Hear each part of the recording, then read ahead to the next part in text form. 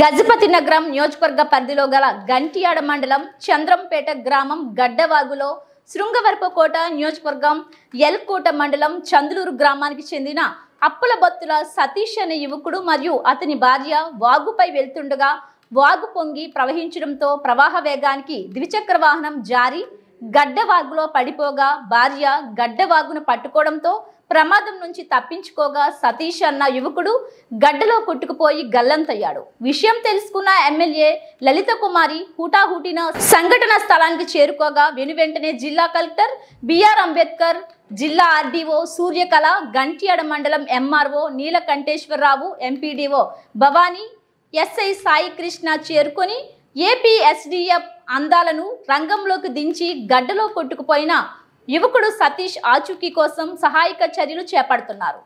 MPDO Bhavani, SI Sai Krishna చేరుకొని ఏపీఎస్డీఎఫ్ బృందాలను రంగంలోకి దించి గడ్డలో కొట్టుకుపోయిన యువకుడు సతీష్ ఆచూకీ కోసం సహాయక చర్యలు చేపడుతున్నారు. మా మాయ తర్వాత చూసుకోవచ్చు నువ్వు ముందు రానిస్తే అక్కడ కూర్చోబెట్టిన తర్వాత ఇటుపక్క ఉన్న కళాలన్నీ ఇటే ఉన్నావా?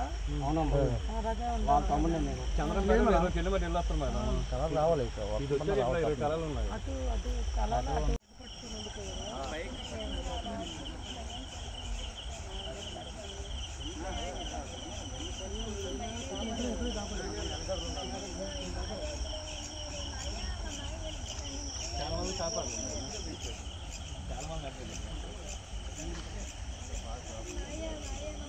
లేకపోతే ఎవరు కూడా ఉండదు.